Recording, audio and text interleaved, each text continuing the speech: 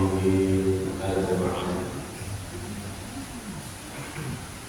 أما بعد فيا أيها الخائرون اتقوا الله ما استطعتم ولا تموتن إلا وأنتم مسلمون. قال الله تعالى في كتابه الكريم: أعوذ بالله من الشيطان الرجيم. بسم الله الرحمن الرحيم. شهر رمضان الذي أنزل فيه القرآن هدى للناس وبينات من الهدى والفرقان. صدق الله. Hadirin hadirin yang saya tak dimuliakan, para saya, wabil khusus para pengurus Masjidul Huda dan seluruh jajarannya, Bapak Ibu jemaah Masjidul Huda dan juga anak-anak kami yang insyaallah di sore hari ini berharap kepada Allah dibukakan Allah pintu hati kita sehingga kita bisa mendapatkan ilmu nafi'ah, ilmu yang bermanfaat. Dalam kitab Minhajul Abidin, ilmu nafi'ah itu ditandai dengan bertambahnya ilmu pada diri kita, diiringi dengan bertambahnya rasa takut kita kepada Allah. Siapa yang bertambah ilmunya tapi tidak bertambah rasa takutnya kepada Allah, maka pada hakikatnya orang itu belum mendapatkan ilmu yang bermanfaat. Banyak orang ilmunya tambah, tapi rasa takutnya tidak tambah, akhlaknya tidak berubah. Makanya dituliskan oleh Imam Al-Ghazali, kalaulah yang kau anggarkan kecerdasan dan kepintaranmu, maka iblis lebih pintar dan lebih cerdas daripada. Tapi kalau kau tonjolkan adabmu, maka itulah yang terbaik daripada atas ilmu. Bapak Ibu yang dimuliakan Allah, kalimat yang pertama kita ucapkan adalah bersyukur kepada Allah. Kita masih dipilih Allah di sore hari ini, masih dilimpahi Allah rasa iman di dalam hati, diberikan Allah kita kesehatan, wabil khusus diberikan Allah kita kesempatan. Salawat dan salam kita hadiahkan kepada junjungan kita Nabi besar Muhammad sallallahu alaihi wasallam. Kita harapkan kita digolongkan sebagai umatnya yang mendapatkan syafaat yaumil akhir kelak. Amin ya rabbal alamin. Bapak Ibu yang dimuliakan Allah, bicara tentang nuzul Quran, teringat kita ketika kita masih SD dulu, baik itu ibtidaiyah. Kalau dulu sekolah kami di Wasiyah ibtidaiyah itu, kita diajarkan 4 kitab samawi.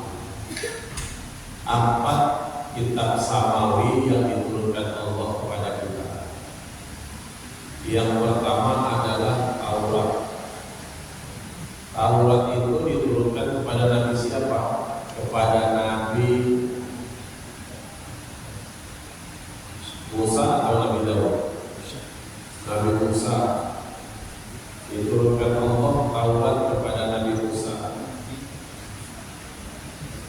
Tapi dalam sejarah tidak dituliskan bahwa Taurat itu adalah mukjizat dari Nabi Musa. Mukjizat Nabi Musa itu adalah tongkatnya, yang sekarang banyak diletakkan di tangan orang-orang tua. Tongkatnya Nabi Musa malah yang jadi mukjizat, sementara kitab Tauratnya itu tidak jadi mukjizat. Bahkan tidak ada ditulis di dalam kitab Taurat itu diperintahkan kepada umat Nabi Musa untuk membaca Taurat itu. Tongkat Nabi Musa itu yang menjadi mukjizatnya itu apabila dikumpulkan kala itu kan Sebelahlah taukat itu menjadi jalan. Dan ketika Nabi Musa meninggal dunia, mukjizatnya itu habis. Jadi sekarang kalau tempat tongkat ada dipakai mbah kita, itu coba dikumpulkan. Saya yakin nggak berjalan, malah kakek itu nggak bisa jalan kalau dikumpulkan. Kalau ada tongkat Nabi Musa itu sampai sekarang berhasil, Pak, dapat sama bapak, asal bapak kumpul jadi jalan, asal bapak kumpul jadi jalan. Saya yakin bapak kumpul di belakang sana ya, asal kumpul jadi jalan. Saya bapak jadi pemborong jalan. Pokoknya asal kumpul cabai jadi jalan, asal kumpul putih jadi jalan. Saya terjadi kan tiap hari nyari lauk nyari cumi. Pokoknya asal jumpa kita kumpul. Tapi hilang begitu meninggal Nabi Musa, maka mukjizat tongkat itu hilang. Nah, lalu ada kitab Samawi yang kedua namanya Zabur, diturunkan kepada Nabi Daud. Tapi Nabi Daud bukan mukjizatnya bukan kitab Zabur itu, melainkan mukjizat Nabi Daud adalah suaranya yang sangat merdu. Suara Nabi Daud itu Pak, kalau dia bersenandung, berbeda, itu orang satu lingkungan itu terhipnotis dengan suaranya. Kalau kita bisa kayak gitu ya enakan, kumpulkan kita pergi ke Supermall Binjai, lalu kita senandung, kita nyanyi di situ berbeda, orang semuanya terhipnotis, kan kita tinggal nutip handphonenya. Tapi mukjizat itu begitu menunggal Nabi Daud, hilang mukjizat itu.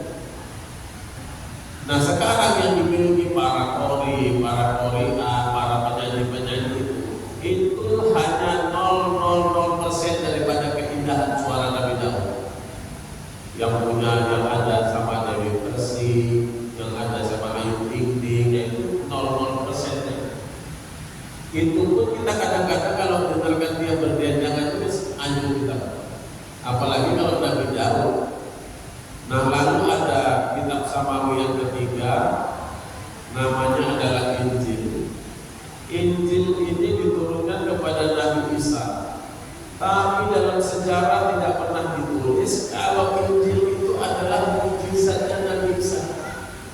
Melainkan mukjizat Nabi Isa adalah dia bisa menghidupkan orang yang telah meninggal dunia, dihidupkan oleh Nabi Isa.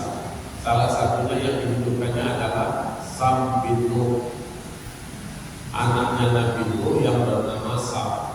Anak Nabi Nuh itu apa? Yang ikut sama mamanya yang durhakai Nabi Nuh adalah si Kan'an. Nah, sedangkan Sam ini ikut sama Nabi Musa, sama Nabi Nuh ikut itu. Makanya dia meninggal, lalu ditemukan oleh umatnya Nabi Isa, ada kuburan tua, dipanggil Nabi Isa, kalau kau memang benar utusan Allah, kalau kau memang benar-benar Rasul, coba kau hidupkan ulang ini. Lalu dihidupkan oleh Nabi Isa, berbentuk lalu menjadi bisa cakap, ditanya, kau siapa?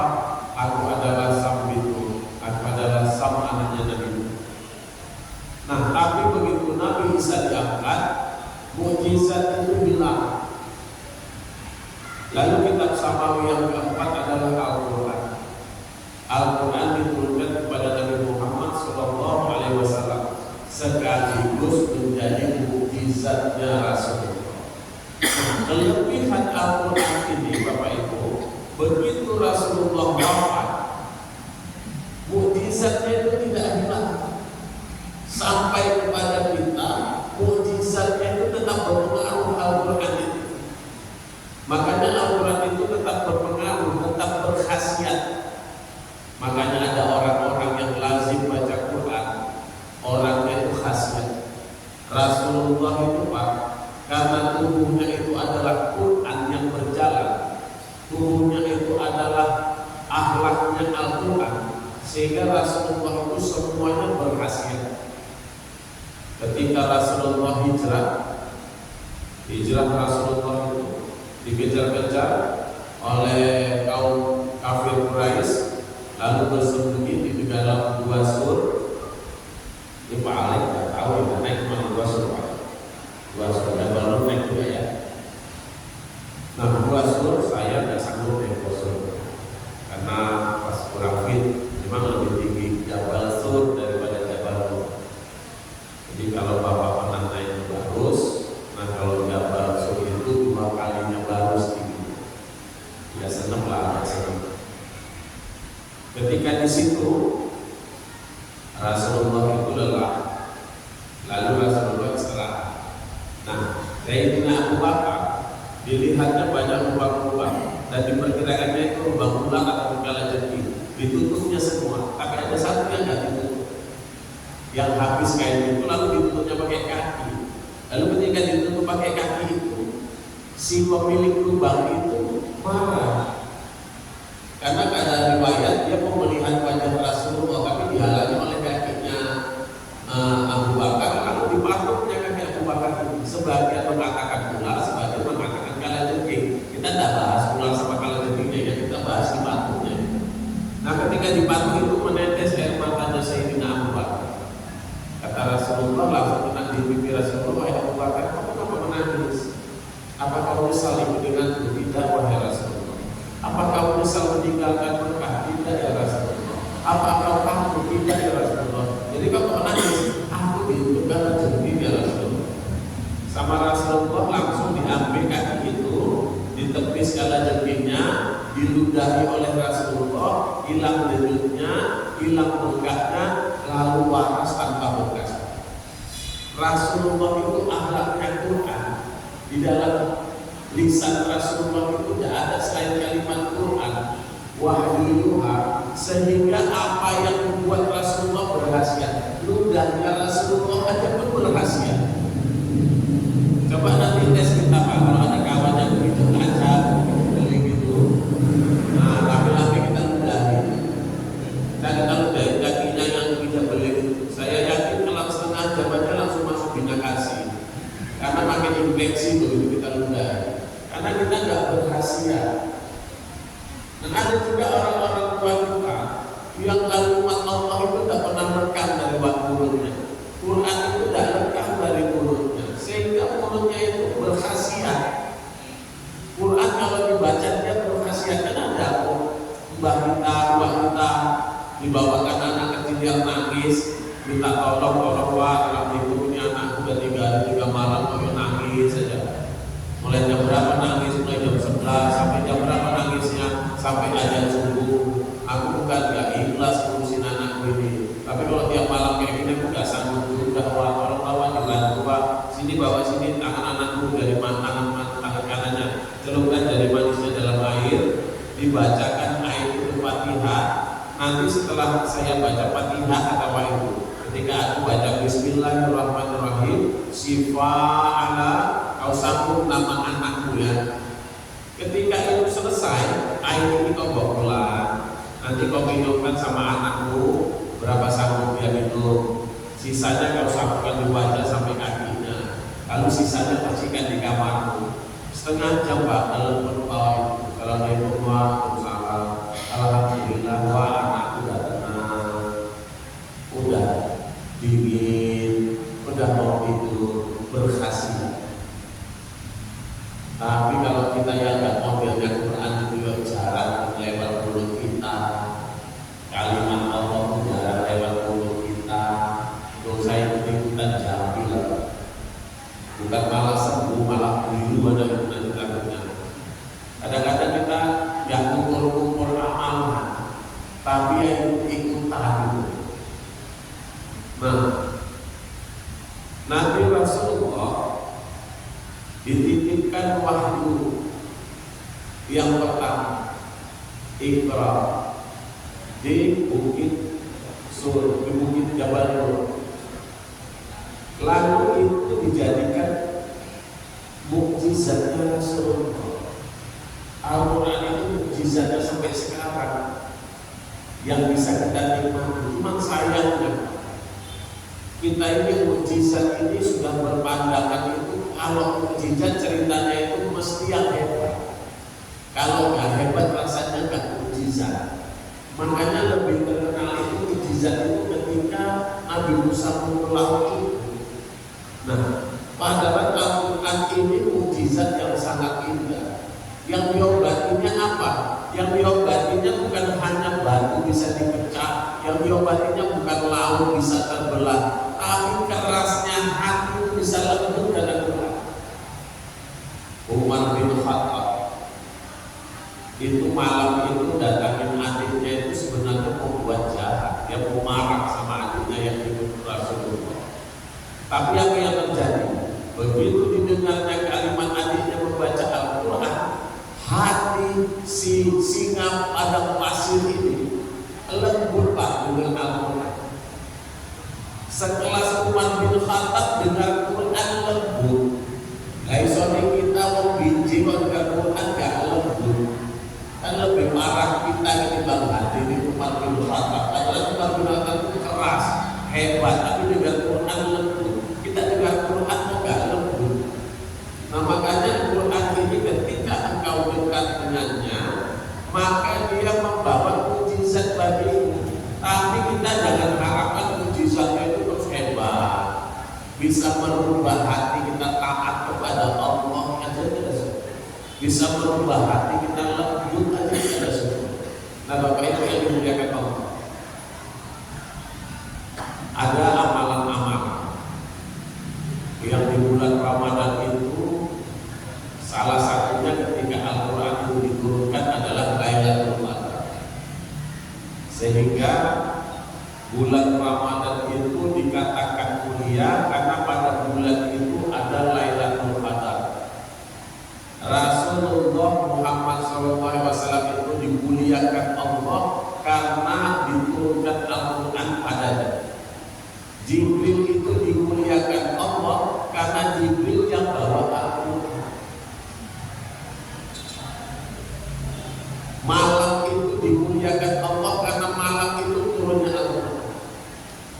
Jadi kalau kita ikutan dengan Quran, insya Allah kita dimuliakan Allah. Tapi maaf ini Bapak Ibu, Al-Quran sekarang ini kita kan kadang-kadang dijadikan hanya tren-trenan, hanya sebatas jadi tontonan, bukan dijadikan tuntunan. Makanya lemari itu dihiasi dengan Al-Quran supaya ditonton, ada Al-Quran di rumah kita, dijadikan mahar, dijadikan suatu seni, diletakkan di lemari yang indah. Yang sebenarnya yang ngasih mahar Al-Quran malah gak iso baca Quran. Ini yang kadang-kadang yang sedih, ngasih mahar Al-Quran tapi malah baca Quran ngangel. Tapi kalau kita mau ngasih mahal Al-Quran ya silahkan. Saya salah satu suka juga dengan kalau orang ngasih mahal Al-Quran. Tapi kalau bisa itu maharnya itu bukan mushafnya yang bentuknya itu, tapi suaminya itu menjadikan hafalan Al-Quran itu kupindahkan kepada istrimu, jadikan mahal dalam pernikahan. Mudah-mudahan Pak Allah Al-Quran sangat itu mahal. Tapi jarang yang kayak gitu. Kita yang kompeten. Nah, maaf Bapak Ibu yang dimuliakan Allah, Al-Quran membentuk hati itu yang pertama adalah at-tajabi an-namil huruf. Orang yang dekat Al-Quran, orangnya itu yang pertama adalah dihilangkan Allah rasa was-wasnya tentang kehidupan dunia ini. Orang yang dekat Al-Quran itu tengok tenang. Mas Ridwan tahu yang namanya Ustaz Muhammad Salihul Amri. Ustaz Muhammad Salihul Amri itu tidak ada kegiatannya selain hanya ngajar taklim cuma hari Jumat, hari berapa kali dia ngajar taklim. Tapi karena Al-Quran itu saya tinggal dulu bersama beliau waktu sekolah. Saya tidak menemukan beliau itu setiap malam itu jam 3 itu bangun, setengah 3 bangun, paling telat jam 3. Hampir setiap malam karena saya tidur depan beliau itu berjumpainya kayak gitu. Kerjanya apa? Menelaah dan membaca Al-Quran. Jadi sampai subuh itu baca Quran. Apa yang didapatkan aja bila dari guru, saya melihat kebesaran Allah. Allah berikan kepadanya anak 2 dokter, 1 IPD. Yang dulu waktu pas mau daftar orang bilang gini, saya yang mengantarkan data. Apa orang itu ajarnya orang Jadi saya ingat sama Ustaz kata bapak itu gak usah lah testing di IPDN, itu ajarnya orang kaya. Pesan sama bapak itu, bila Al-Quran lebih kaya, Allah lebih kaya. Ternyata seberapa pejabat dari Medan ini waktu menengok atau ke Jakarta satu pesawat, sama kami satu pesawat, salah satunya adalah mantan wali kota. Yang dia bawa semuanya kalah. Yang kita bawa cuma pakai Al-Quran.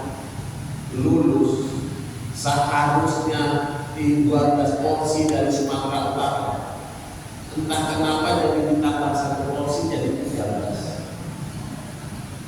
Sampai pejabat itu bilang ini, saya nggak ngerti ketika Allah mau meletak kebesaran. Al-Tajabi an-Nalil, sehingga apa yang terjadi pada diri orang itu, Allah hindarkan dari rasa sakitnya hidup. Yang pertama, jangan dia gak mudah marah dan gak mudah bikin orang marah. Ada orang gak suka marah, tapi asal ngomong bikin orang marah. Gara-gara kolak pisang aja rame kadang-kadang. Bikin kolak pisang, panggilannya, no, apa mah, katakanlah kolak pisang ini tempat bawah. Iya mah, antarkan sama anaknya. Udah diantarkan kolak pisang tadi. Sampai rumah mawaknya, assalamualaikum waalaikumsalam. Apa itu kolak pisang? Siapa yang bikin? Mama lawan. Dan nengok, no, ini kebiasaan. Apa kata Rasulullah? Kalau kau diantarin orang makanan, kalau suka makan, gak suka biarin, diemin. Ini dikomentarin sama bapaknya. Siapa bikin kolak pisang tadi? No, mama lawan. Apa mungkin mama mau bikin kolak pisang? Ya mama apa bikin tadi pagi, mama bikin itu wah. Kak tengok, ditengoknya. Kok bening kali kayak gini? Kan kolak pisang mama, mana tahu orang mama yang bikin kok. Bila mama kebiasaannya iri kan bikin kolak pisang pasti santannya separuh, kelapanya diperas 6 kali, makanya jadi kayak gini. Ini kan bikin orang marah. Dia memang gak marahin orang, tapi bikin orang marah. Gak usah dikomentari. Habis itu sama bawahnya mamaku memang gak berubah lagi. Kebanyakan gula putih daripada gula merah, makanya gak jeplak itu warna kuahnya. Habis itu diangkatnya pisangnya satu pak. Pisang tumbang apa beli mama ini no? Ya beli lah pak. Pas aku ketika masih pisang tumbang kan sakit aja. Pulang lagi sama mama.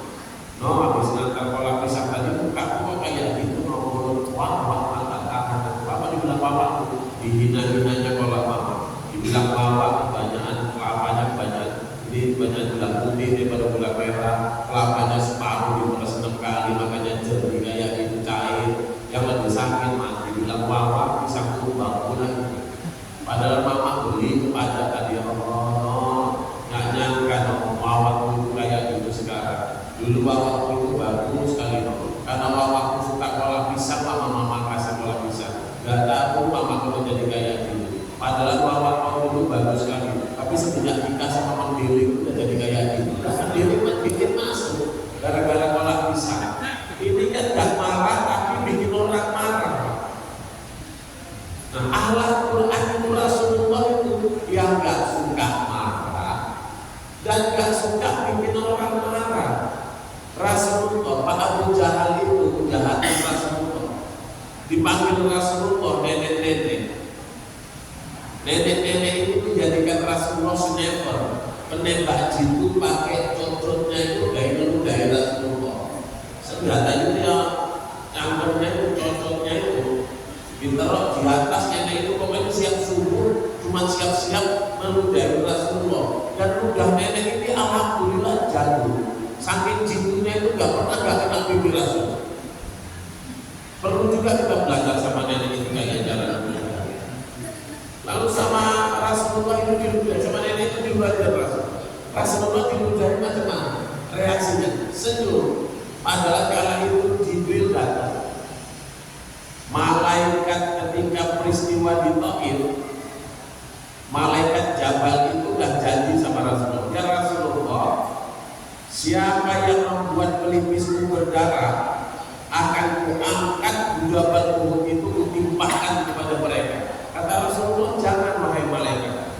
Baik ya Rasulullah, tapi apabila kulihat lagi orang menyakitimu sampai darah turun ke tanah tanpa engkau suruh pun, walau kau larang pun, akan kuangkat gunung itu menimpa mereka. Makanya sama Ibnu Abbas, darah Rasulullah bekam, darah Rasulullah ketika perang itu ditampung.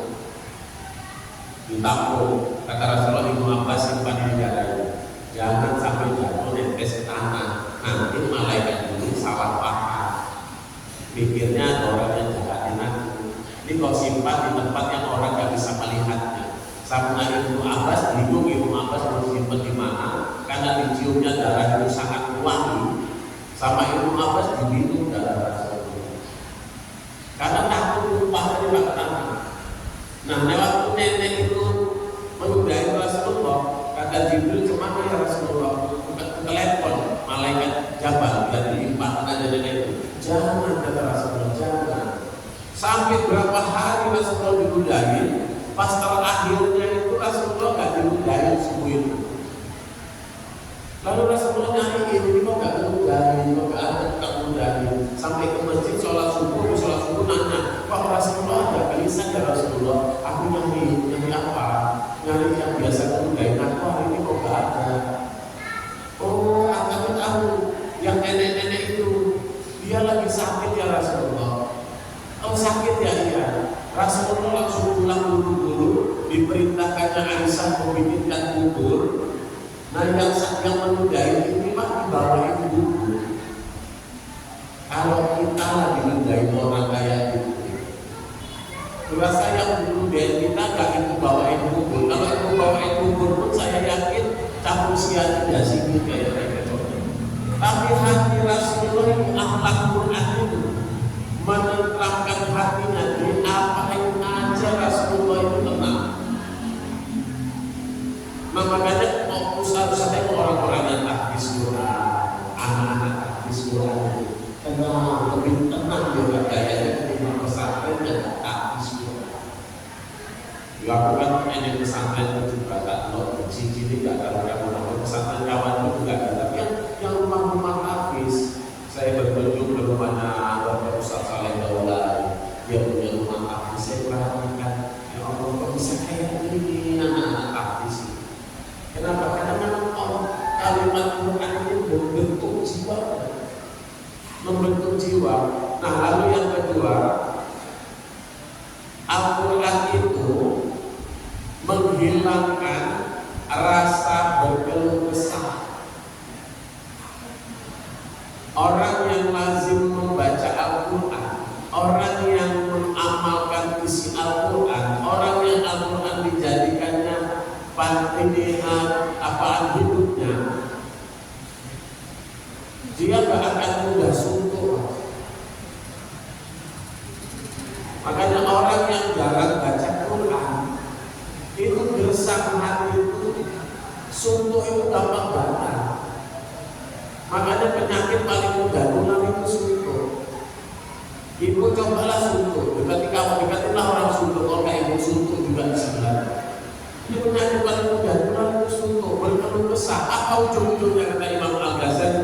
Orang yang suka berkeluh kesah, ujung kehidupannya itu cuma satu, banding-bandingkan. Enaklah kalau jadi orang kaya, padahal dia dikasih Allah sehat. Enaklah kalau jadi orang kaya, padahal orang kaya belum tentu enak. Pandangan kita enak, tapi dia belum tentu enak. Saya tinggal di jalan saya Asahan, saya ngajar di Taman Setiabudi, tasbih. Saya dulu gitu juga, kalau nengok Mokoyo itu ya orang-orang gitu, enaklah jadi orang kaya. Sampai saya mikir gini, cemana rasanya kalau makan di rumah orang kaya? Kalau makan di rumah orang susah, kan itu udah sering di kampung ya susah juga. Makan di rumah orang kaya, terakhir bapak itu saya ngajar-ngajar diajak makan. Ustaz, kita makannya habis ini, belum mati saya. Alhamdulillah, ya Allah, kesempatan aku makan di rumah orang kaya. Saya nganggapnya makannya pasti enak, di bawah ruangannya besar kayak gini. Cuma mejanya bulat gitu. Tengahnya itu bisa diputar. Jadi lauknya itu di atas yang tengah itu bisa diputar. Saya cuci tangan, bapak itu, ibu itu, anak-anak dan keluarganya makan juga di sini. Habis cuci tangan diputar. Saya udah tengok di situ ada rendang. Saya nganggap berarti teman saya sama anaknya diputar lagi lewat rendangnya, malah cuci tangannya yang mana teman saya lagi. Sampai 4 kali itu nggak jadi makan, cuma cuci tangan doang. Saya pikirnya kayak gini, ternyata makan di tempat orang lain itu susah.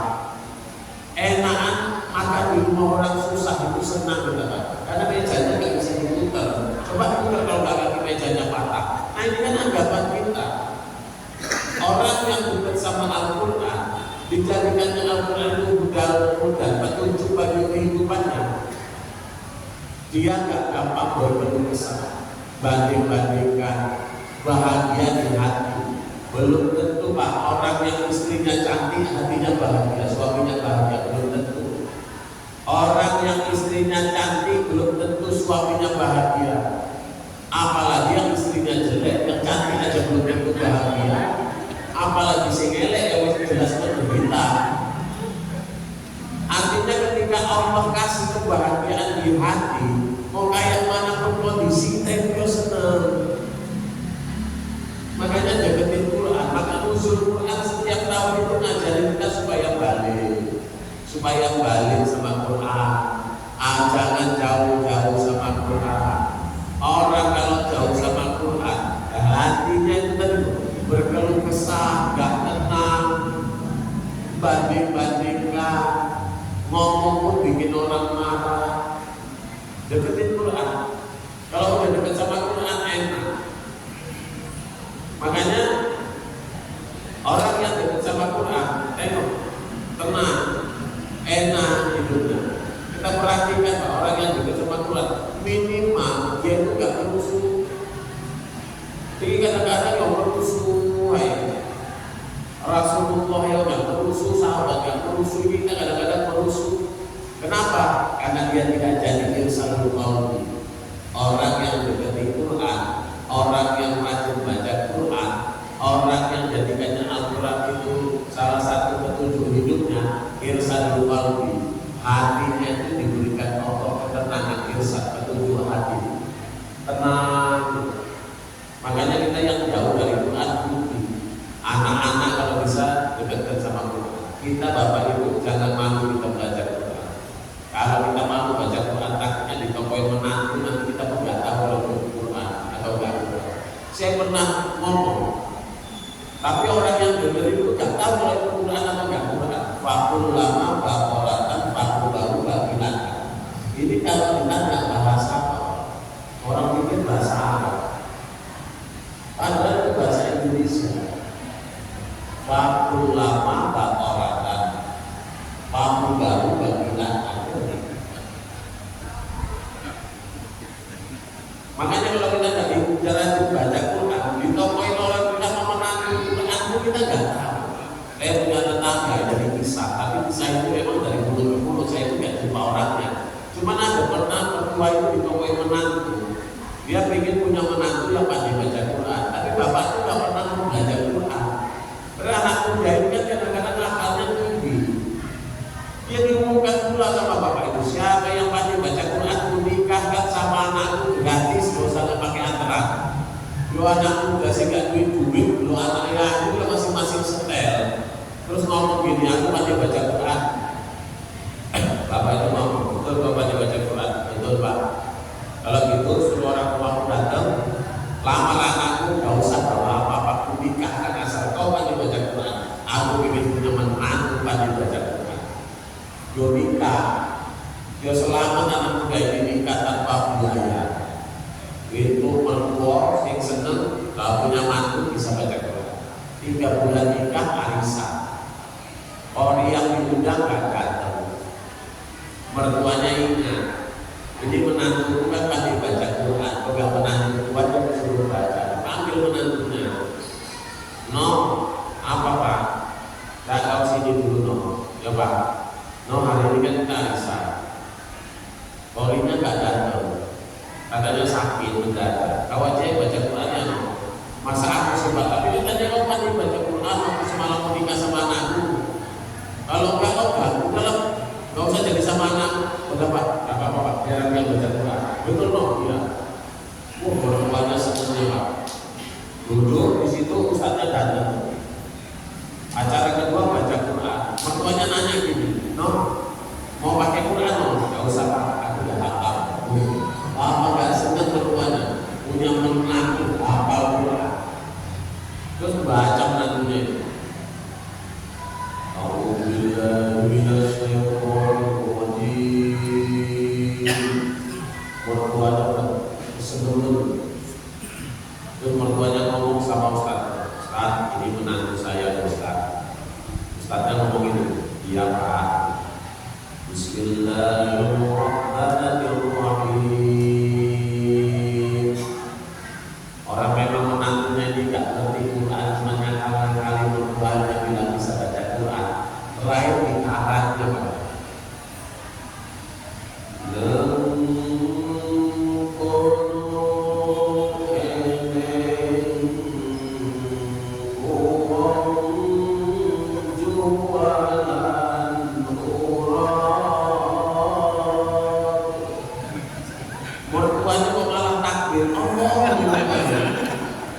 Kasihan ustadznya habis Quran 30 juz, ustadznya bingung ini. Pikir ustadznya 30 juz nggak pernah baca ayat tertentu.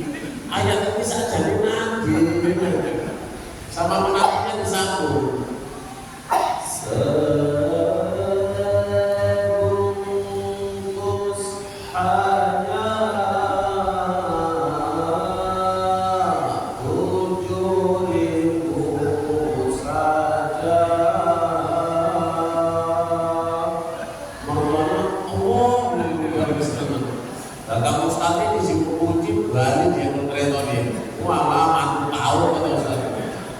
Kita nggak mau belajar Quran, ditokoin menantu pun itu bukan Al-Quran, kita nggak tahu. Makanya belajar Al-Quran. Setiap tahun Allah tunjukkan sama kita acara nuzul Quran. 17 Ramadan, mau 18 Ramadan, mau 19 Ramadan, terserah. Mau memperingatinya. Kok aku bingung kadang-kadang Pak. Bulan ini aku Ramadan bingung. Orang tua seperti semalam itu, Ustaz. Nanti malam tadi malam, Ustaz malam minggu kita acara itikaf Ustaz yang isi malam 20 Ramadan. Ya sementara kalau tak itu Pak aku 21. Karena kami di Saudi semalam puasanya hari Senin. Malam Senin di Mekah udah terawih. Ya kami yang masih di sana ya ikutan puasa. Begitu di Indonesia tak telepon istri saya mulainya Selasa. Jadi istriku malam 19, aku malam 20. Dan tadi malam istriku malam 20, aku malam 21 Pak. Jadi aku bingung jaga lentukan hari aku kapan saja ini. Nah ikut sing rame malamnya malam 21, tapi aku jadi malam 22. Makanya lentukan dari itu usah dipikirin tentang wujudnya. Yang penting malam itu tahu ibadah. Kalau dipikirin wujudnya, makanya kayak orang dulu Lailatul Qadar itu wujudnya, ditengok zatnya. Pokoknya kalau datang Lailatul Qadar ternyata pohon itu duduk. Semua binatang itu tidak bersuara. Yang pohon tunduk itu yang bingung, yang cerita bersuara bukan cerita. Karena bapak itu pernah kayak cerita. Dia mandi di sungai, belakang rumah saya sungai itu masih buat berapa kali ke kampung. Belakang rumah sungai. Jadi kami kalau mandi di sungai. Jadi bapak itu pas malam Qadar, kayu itu kelapa itu tunduk Pak. Dan dia mandinya di sungai ya basahan disangkutkannya sama anduk disangkutkannya. Begitu dia ngiler rupanya itu Qadar siap. Dan kadang-kadang pohonnya ngadep lagi. Nah bapak itu bingung ngambilnya di pucuk kelapa sana. Mau pulang nggak berani, nggak ada basahan, nggak ada anduk. Nggak pulang masuk angin di sungai sampai siang. Mau manjat kelapa ambil anduk, aku pikir kelapanya rusak ditembak. Pulang pakai kelapa nanti. Raih lari pulang nggak pakai apa-apa. Lupa kalau bawa perempuan kami naruh pisang masak di belakang rumah. Malah kebijak pelas, kebijak pisang malah timbul. Kepleset kejebuk, timbul. Bapak malah bilang kayak gitu, perempuan bilang gini, alhamdulillah.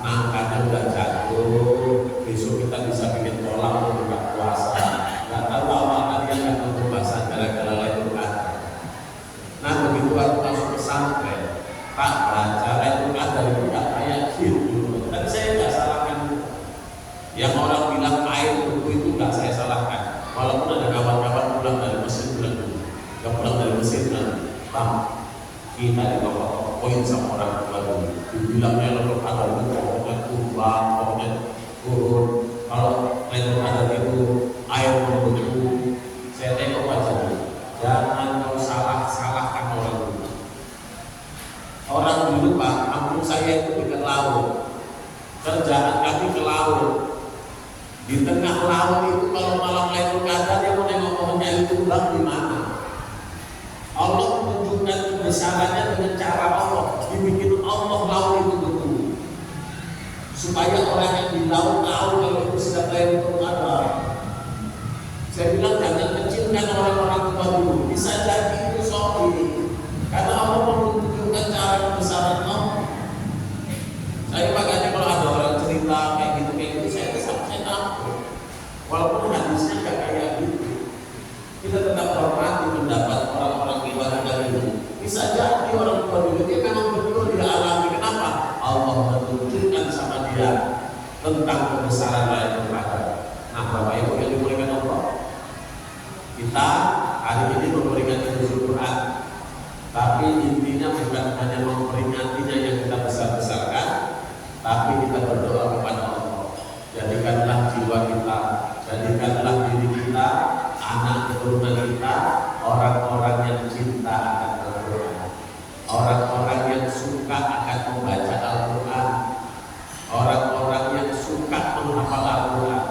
Siapa yang punya anak hafiz Quran, nanti 11 orang keluarganya itu diangkatnya Pak dari neraka.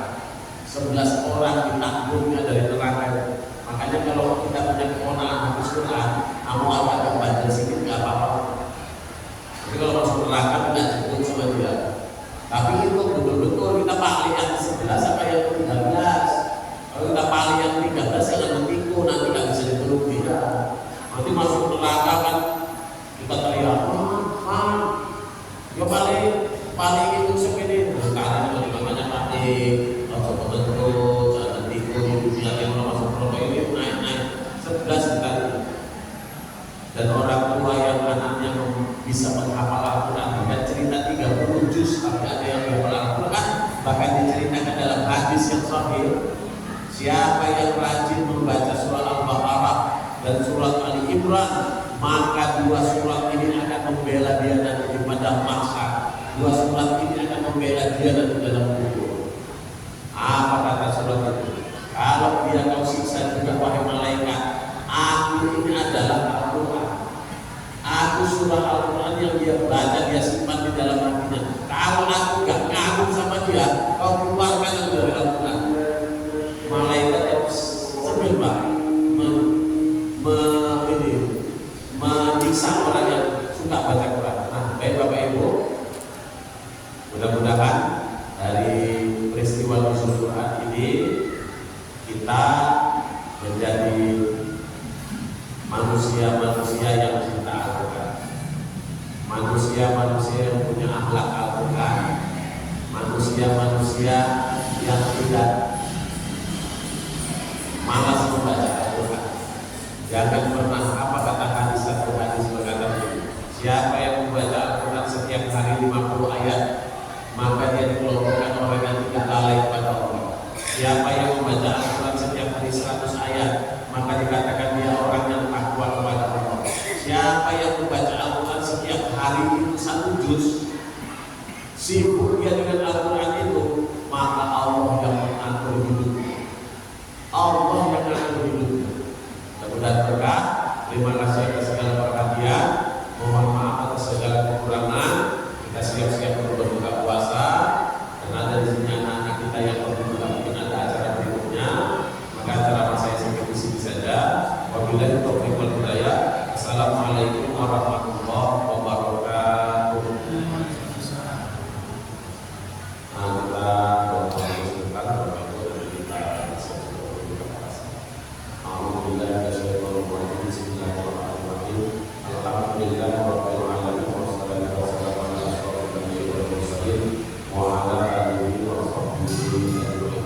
Allahumma shalli ala sayyidina Muhammad